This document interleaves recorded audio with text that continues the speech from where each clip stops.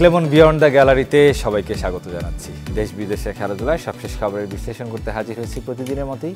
আজকে আপনাদের সাথে আছি রেদওয়ান শেব। দর্শক, দুদিন হয়ে গেল সিঙ্গাপুর বাংলাদেশ ম্যাচটা হয়েছে, তবে সেই ম্যাচের রেশ এখনও রয়ে গেছে। এখনও চায়ের আড্ডায় ঝড় তুলছে সেই ম্যাচটা। সেই ম্যাচে কিছুটা আক্ষেপ আছে কিছু না পাওয়ার গল্প। আমরা সেই ম্যাচটা নিয়ে আলোচনা করব এই ম্যাচের রেশটা কীভাবে দেশের ফুটবলে কাজে লাগানো যায় সেই বিষয়টা নিয়ে। আমাদের সাথে আলোচনায় আছেন দুজন অতিথি।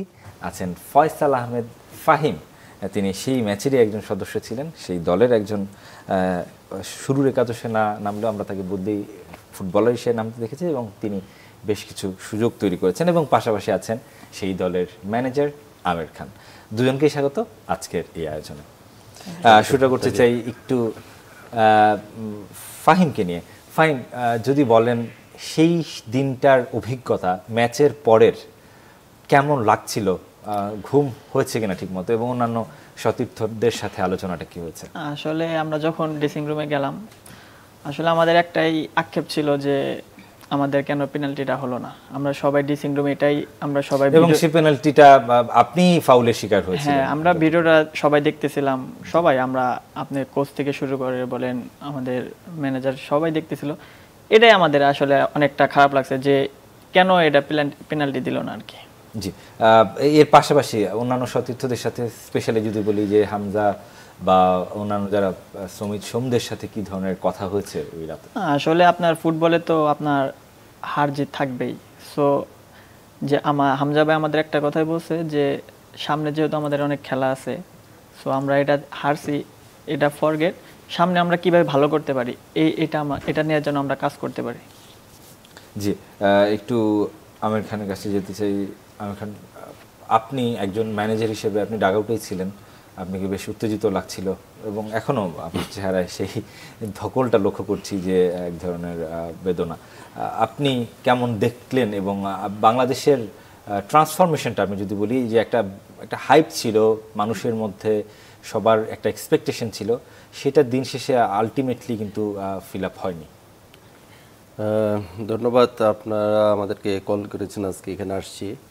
সবার আগে আসলে আমরা যে আমাদের যে ডেডিকেশনটা ছিল এবং আমাদের যে একটা জাতির কাছে একটা কিছু উপহার, ঈদ উপহার হিসেবে আমরা মনে করেছিলাম ম্যাচটা জিতে হয়তো ঈদের আনন্দটা সবাই ভাগাভাগি করে নিব, সেখান থেকে আমরা মানে বঞ্চিত হয়েছি। এবং সেটা আমাদের শুধু প্লেয়ার বলবো না, আমাদের যারা সাথে সংশ্লিষ্ট আমরা সবাই কিন্তু ব্যথিত হয়েছি। ইভেন আমাদের বিএফএ প্রেসিডেন্ট তাবিদ আওয়াল সাহেব, উনি সহ যারা এক্সিকিউটিভ কমিটি মেম্বার আছে, তারা নিরলস পরিশ্রম করেছে এই ম্যাচটাকে কেন্দ্র করে। সবার একটা এফোর্ট ছিল যে আমরা একটা কিছু করব। হয়তো আমাদের ভুলভ্রান্তি কিছু, আমরা যেটা শুনলাম অনেকে টিকিট পায়নি, অনেকে টিকিটে নিয়ে অনেক কিছুটা অব্যবস্থাপনা মাঠে। হ্যাঁ, তো আসলে অনেক দিন পরে ফেরা এই মাঠের নিরাপত্তা সব কিছু মিলিয়েই সব কিছু বিবেচনায় খেলার মাধ্যমে আমরা যেতে চেয়েছিলাম যে একটা পর্যায়ে যাওয়ার জন্য। যেহেতু এখনও অনেক খেলা বাকি আছে, তারপরেও মনে করেছিলাম যে দেশের মাটিতে এই খেলা ফিরে আসা, এইখান থেকে যেহেতু একটা ম্যাচ আমরা জিতেছি এই ম্যাচে, মানে ফ্রেন্ডলি ম্যাচে ভুটানের সাথে, এই ম্যাচটা আমরা আরও ভালোই করব। তো আনফর্চুনেটলি সেই দিনটা আমাদের ছিল না, না হলে ফাহিমের পেনাল্টি প্লাস লাস্ট বলটা তারেক কাজী যে বাইরে লেগেছে, সেটা হয়তো আমরা গোলে যদি হতো তাও অন্তত ড্রটা নিয়ে গেল, আমাদের জয়ের চেয়ে কম থাকতো না।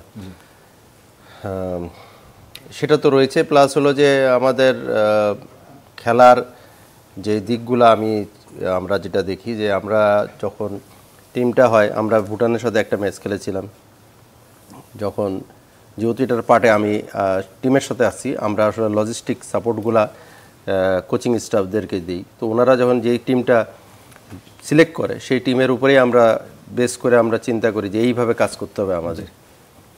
তো সব মিলিয়ে আসলে আমাদের ওই দিনের এটা ছিল যে আজকে যেভাবে যে টিমই নামুক আর যেই খেলুক, সবাই মিলে খেলে পাশের থেকে আমাদের সব সাপোর্টে দর্শকদেরকে নিয়ে, আপনাদের সবাইকে নিয়ে আজকে আমরা জয়টা ছিনিয়ে আনবো। তো সেটা পাইনি, সেই জন্য আসলে আমরা সবাই ব্যথিত। এক্স্যাক্টলি।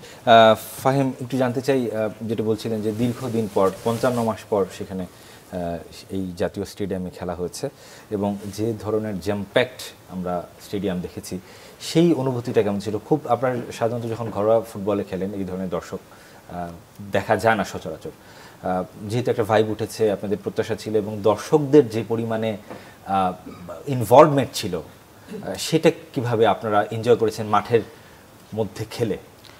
আপনি বলতে পারেন বঙ্গবন্ধুতে এটা আমার ফার্স্ট ইন্টারন্যাশনাল ম্যাচ। আর আমি এত দর্শকের ভিতরে আমার মনে হয় না, কারণ এতদিন আমাদের কিংস অ্যারেনাতে খেলা হয়েছে, আর কিংস অ্যারেনাতে তো ধারণ ক্ষমতাও ছিল না।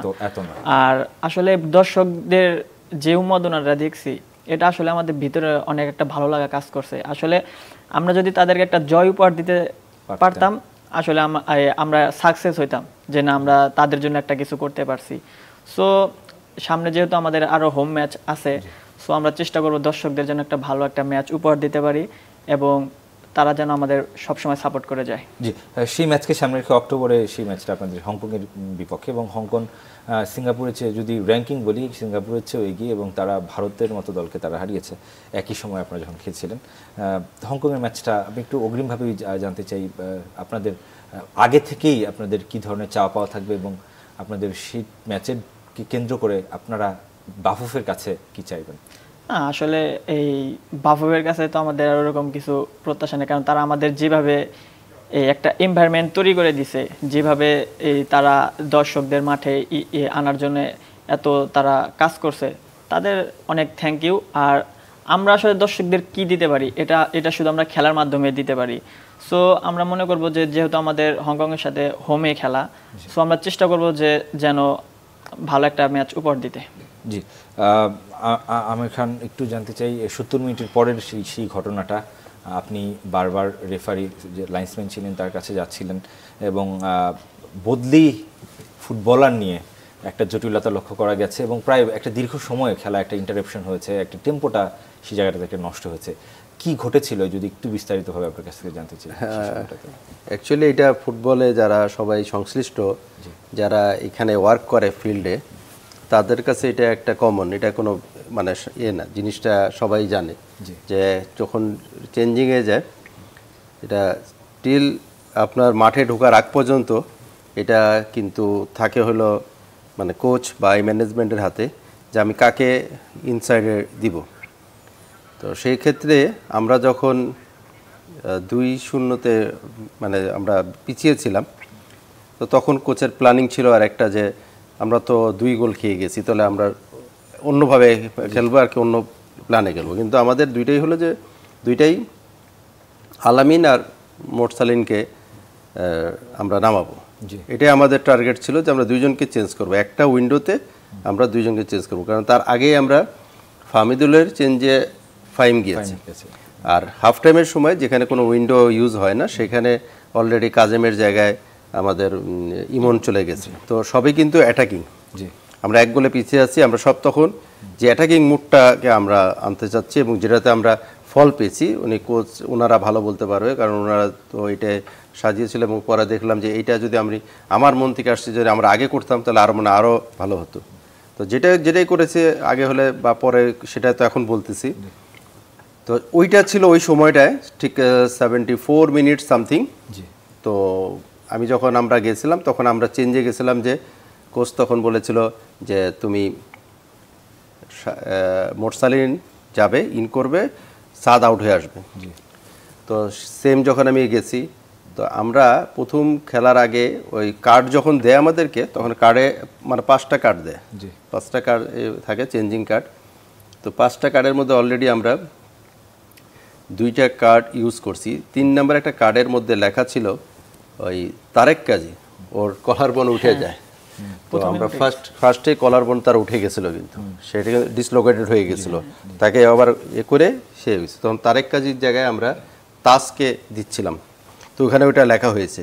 তো এটা করতে ন্যাচারালি যেটা হয় কি, যারা এখানে ওয়ার্ক করে তারা জানে যেটা ওই জায়গাটা আবার কেটে ইনিশিয়াল দিয়ে আবার অন্য নাম আবার বসাতে হয় যদি না ওইটা হয়। তো ওইটা যখন তারেক কাজী যখন খেলতে চলে গেছে তখন আর ওই তাজ নামে নাই, ওইটা আমরা কেটে দিছি ওই কাগজটা। ওই কাগজটাকে আমরা ইউজ করবো আনটিনালে যতবার লাগে, কিন্তু লাইন্সম্যান সেটা ধরে বসে আছে, তা ওইটাও তো কেটে দিছি কাগজটার মধ্যে। তো ওই কাগজের মধ্যে আমরা যখন লিখছি যে ওই ওই কাগজটাই নিতে হবে, কারণ 5টা কাগজ আপনার দেওয়া, ওইটার মধ্যে আপনি কাটবেন, ইনিশিয়াল দিবেন, ওর নিচের নাম লিখতে হবে। তো যখন মোরসালিন আর সাদ লেখা, যখন আমরা যাচ্ছি অলরেডি চেঞ্জে চলে যাব, যখন এটা উঠাচ্ছে মাঠের ভিতরে সাদ আর এরা রয়েছে, কোচ তখন ওখান থেকে বলছে যে সাদ না, আচ্ছা সাদ না, এটা সাদ থাকবে। আমাদের হৃদয় বের হয়ে আসবে, যাবে হলো আলামিন, আর সাদ যে বেরিয়ে আসবে সেখানে যাবে হলো মোরসালিন।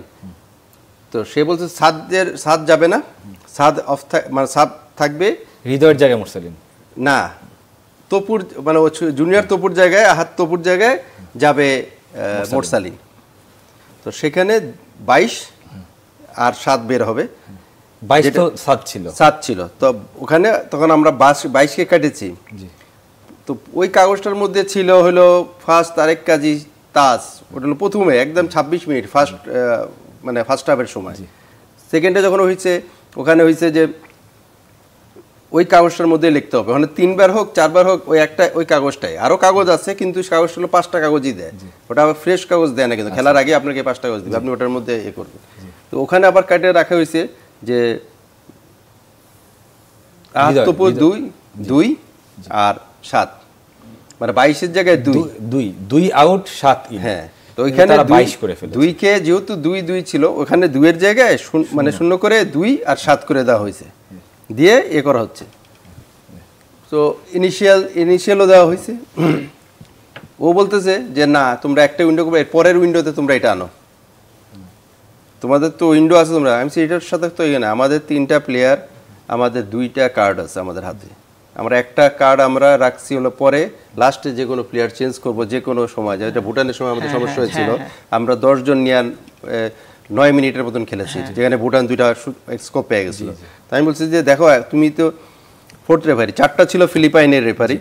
আমার কাছে মনে হয় যে এই বিষয়গুলো নিয়ে রেফারির তো নিশ্চয়ই কিছু দায় আছে, তারপরও ম্যানেজমেন্ট আরো কিছুটা মানে স্মার্টলি হ্যান্ডেল করতে পারে কিনা, কারণ যেহেতু আলটিমেটলি একটা স্মার্টলি না, আসলে এখন যে আমরা নিশ্চয়ই এই বিষয়টি নিয়ে কথা বলবো। এখানে আমাদের সাথে 2 জন অতিথি আছেন, দর্শক অতিথি আছেন, 2 দর্শক নাম পরিচয় জানে আপনার মতামত কিংবা প্রশ্ন করবেন, একজন করে অবশ্যই। আসসালামু আলাইকুম। ওয়ালাইকুম আসসালাম। আমি আমার সাইদের সাথে বলছি, বরিশাল থেকে। জি, সাইদের কাছে 2টা প্রশ্ন রাখতে চাই। জি, শুনছেন। প্রথম 1 নম্বর প্রশ্ন হচ্ছে যে প্রথম আওয়ারে আমাদের প্লেয়াররা কি একটু সিঙ্গাপুর থেকে একটু হালকাভাবে নিচ্ছিল কিনা, যে যেহেতু আমাদের দেশে এখন তারকা ফুটবলের অভাব নেই, সেক্ষেত্রে কি একটু হালকাভাবে নিচ্ছিল কিনা এক। আর দ্বিতীয়ত সেকেন্ড হাফে দেখলাম যে আমরা খুব আক্রমণাত্মক খেলা খেলছি এবং প্রায় 5-7 মিনিটের ভিতরে আমরা 5টা কর্নার পেয়েছি, একটা কর্নারকেও কাজে লাগাতে পারি না। তো সেখানে কি আমাদের থেকে সিঙ্গাপুরের ডিফেন্সটা কি খুব শক্ত ছিল? ফাহিমের কাছে এটাই প্রশ্ন। জি দর্শক, আপনার প্রশ্ন দুটি বুঝতে পেরেছি, আশা রাখি ফাহিমের কাছ থেকে উত্তর পাবো। আরো একজন দর্শক আছেন, দর্শক নাম পরিচয় জানেন, আপনার মতামত কিংবা প্রশ্ন করবেন। আসসালামু আলাইকুম। ওয়ালাইকুম আসসালাম। আমির ভাইয়ের কাছে প্রশ্ন করি। আমির ভাই, আমি টিপু বলছি, ভালো আছেন? জি ভালো আছি টিপু ভাই, ভালো আছেন? হ্যাঁ, আমার প্রশ্নটা হলো, খেলা শেষ হলেই কোচ চলে যায়, জি এটা কোন কালচার? হাভিয়ার কাবরেরা স্পেনে চলে গেছেন গতকাল। আমাদের মাঝখানে বাকি আছে, আমাদের দীর্ঘ শুরু না, অক্টোবরে আমাদের খেলা আছে, তাই না? জি। এটা কি সদিচ্ছার অভাব না আমাদের টাকা পয়সার অভাব? এটাই জানতে চাই। জি নিশ্চয়ই আহমেদ ভাই, এই প্রশ্নটাও নিশ্চয়ই আমরা উত্তর নিব, দুজনের কাছ থেকে নিব। দর্শক, তার আগে ছোট্ট একটা বিরতির সময় হয়ে গেছে ক্লেমন বিয়ন্ড দ্য গ্যালারিতে, কিছুক্ষণের মধ্যে ফিরছি।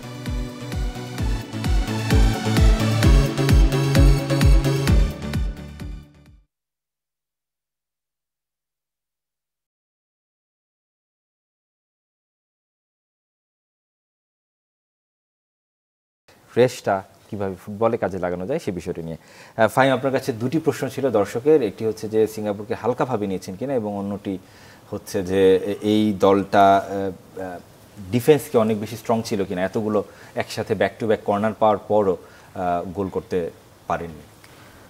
আসলে দেখেন, আমাদের হোমে যেহেতু খেলা, আমাদের কিন্তু সব কিছু একটা অ্যাডভান্টেজ ছিল। আর আসলে আমরা যারা ফুটবলার আছি, কেউ কিন্তু কোনো অপোনেন্ট প্লেয়ারকে হালকাভাবে নেয় না। সবাই কিন্তু চায় যে কিভাবে প্রেশার দিয়ে আমরা ম্যাচটা উইন করতে পারি। আর আরেকটা কথা যেটা বললো যে আমরা 5টা কর্নার পাইছি, বাট আমরা একটা কাজে লাগে, আপনি খেয়াল করলে দেখবেন আমাদের কিন্তু প্রায় একটা বল বারে লাগছে, আর আরেকটা বল কিন্তু একটা প্লেয়ার কিন্তু সেভ দিয়ে দিছে। যদি প্লেয়ারটা সেভ না দিত আমার মনে হয় ওটা গোল হয়ে যেত। এবং আমরা কিছুটা মানে ওই মাঠের মধ্যে আমরা হয়তো বা দর্শকরা যারা খেলা দেখেছি অনেক কিছু বুঝতে পারি আবার পারি না। মাঠের মধ্যে দেখছিলাম যে একটা পর্যায়ে যখন নাকি ব্যাক টু ব্যাক মুরসালিন যখন সেই কর্নার কিকগুলো নিচ্ছিলেন, স্পট কিকগুলো, হামজাকে কিছুটা বিরক্ত লাগছিল এবং একটা পর্যায়ে হামজা শেষের দিকে এসে তিনি নিজেই সেই স্পট কিকটা অর্থাৎ কর্নার কিকটা নিতে গিয়েছিলেন। যাই হোক, সেই প্রসঙ্গটা অবশ্যই আরও কথা বলবো ম্যাচ নিয়ে। তার আগে দর্শক একজন টিপু ভাইয়ের কথা আপনি বলছেন, টিপু ভাই যেটা বললো যে স্প্যানিশ কোচ হাভিয়ের কাবরেরার কথা বলছেন যে একটা সংস্কৃতিতে পরিণত হয়েছে যে খেলার পরেই যার যার জায়গায় তারা চলে যান তাদের নিজেদের বাড়িতে। আসলে দিন শেষে তো সবারই একটা ফ্যামিলি আছে, ফ্যামিলি পার্সোনাল লাইফ আছে। সে যখন আসছে সে কিন্তু এই ডেটটা আগেই সে কনফার্ম করছে। জানেন তো যে ডেট আপনার তার ওয়াইফ আসলে প্রেগনেন্ট এবং সে ওয়াইফ প্রেগনেন্ট এবং ডেলিভারি সে খুব এতে টাইমও সময় ঘনিয়ে আসছে। তো সেই টাইমটা আমাদেরকে যখন আসে মানে আমাদের ন্যাশনাল টিম ম্যানেজমেন্ট কমিটি আছে তাদের সাথে আলাপ করার পরে, যেহেতু আমাদের চেয়ারম্যান ন্যাশনাল টিম কমিটির প্রেসিডেন্ট স্বয়ং, ওনার সাথে ডিসকাস করেই এই ডেটটা ফাইনাল করেছিল। এখন আগে কি করেছে সেটা আমি বলতে পারবো না। এই ডেটটাকে আমরা জানি যে সেই ডেটে যাবে তার ওয়াইফের সাথে ওখানে মানে সময়টার জন্য তার ওখানে যাওয়ার, আবার কখন ব্যাক করে সেটাও প্রেসিডেন্টের সাথে আলাপ করে গেছে। তো এখন এই ক্রাইসিসে মানে সে সবসময় কিন্তু তার ওয়াইফকে নিয়ে যে ছিল সেটা না, সে একদম সব শেষ করে তার ওয়াইফের সাথে কথা বলতো একদম। মানে আমাদের এই প্রোগ্রামটা সারাদিনের প্রোগ্রাম, রুমে যেত না, সারাটা দিন কিন্তু অফিসে সে কাজ করছে। এখন সে রেজাল্ট হয় নাই, এটার ব্যর্থতা তাকে নিতে হবে। যেমন যদি রেজাল্ট হতো আমরা সবাই তাকে নিয়ে বলতাম যে এটা বিশ্বের সব জায়গায়। তো এখন ওর ভিতর যে কোয়ালিটি যতটুকু আছে তার চেয়ে তো সে বেশি দিতে পারবে।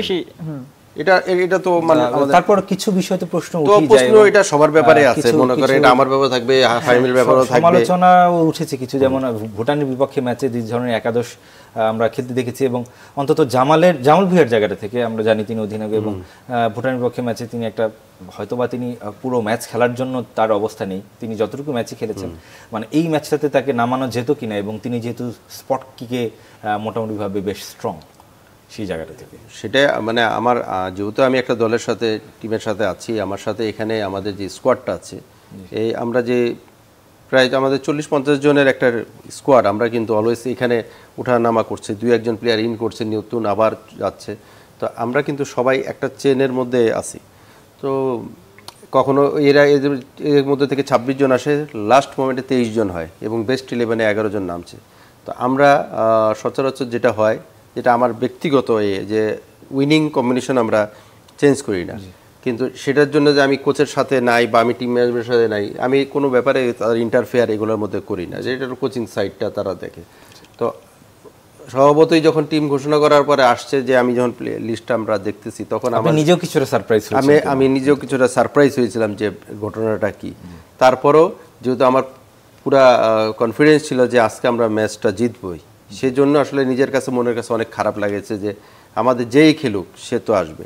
এবং আলটিমেটলি যখন এটাও ঠিক যে আমাদের হাতে একটা চেঞ্জিং ছিল, সেই চেঞ্জিংটা আমি মনে করছিলাম হয়তো শেষ সময় হয়তো হইতে পারে, কারণ এবং সেটা নিয়ে ওয়ার্ক হয়েছে, সেটা নিয়েই কিন্তু ওয়ার্ক হয়েছে। কিন্তু কেন এই সময়টায় মানে ওই চেঞ্জিং এটা আমরা যেতে পারলাম না, এটা মানে কোচই ভালো বলতে পারবে। এবং অবশ্যই সেই জায়গাটা থেকে যেহেতু তিনি স্পট কিকে একটা শক্ত অবস্থান তৈরি করতে পারেন জামাল ভুঁইয়া, সেই জায়গাটা আমি পাঁচটা আমি যেগুলো হয়েছে কর্নার সেখান থেকে হয়তো তিনি একটা ফ্রুটফুল আমরা একটা আমি ওখানে আমি বলতে চাই যে আসলে অনেক হেরে গেলে অনেক আক্ষেপের কথা থাকে, কি হলে কি হতো সেই প্রশ্নগুলো আসলে আলটিমেটলি উঠবেই। আমাদের সাথে একজন দর্শক আছেন, দর্শক নাম পরিচয় জানিয়ে আপনার মতামত কিংবা প্রশ্ন করবেন। দর্শক শুনতে পাচ্ছেন? হ্যাঁ শুনতে পাচ্ছি। জি বলুন। আমি নজরুল সিদ্দিক বলছিলাম, নওগাঁ জেলা নেত্রকোনা উপজেলা থেকে। জি আমি বলতে চাচ্ছিলাম যে কোচ হাবিয়ার কাবরেরাকে সরানো হবে কবে? জি, এক একজনের এক একটা আসলে ক্ষোভ, যেটা বলছিলাম যে অনেক আক্ষেপ থাকবে, ক্ষোভের বহিঃপ্রকাশ থাকবে, ম্যাচ জিতলে হয়তো এরকমটা থাকবে না, শুনতে হতো না। আমির ভাই, আপনার কাছে কি মনে হয় এই প্রশ্নের জবাব আপনি দিতে কতটা প্রস্তুত? না, এটা তো আসলে সবাই বলবে। আমি তো প্রথমেই বলেছি যে যে জবটা ক্যাবরেরার যে জবটা হলো থ্যাঙ্কসলেস জব, এটার কোনো বিকল্প কিছু নাই। আপনি দিতে পারবেন, আপনি ভালো, আর না দিতে পারলে আপনাকে খারাপ বলবে। এটা ওয়ার্ল্ডের সব জায়গায় আছে, বিশ্বের অনেক বাঘা কোচের কোচের এটা ভাগ্যে হয়েছে।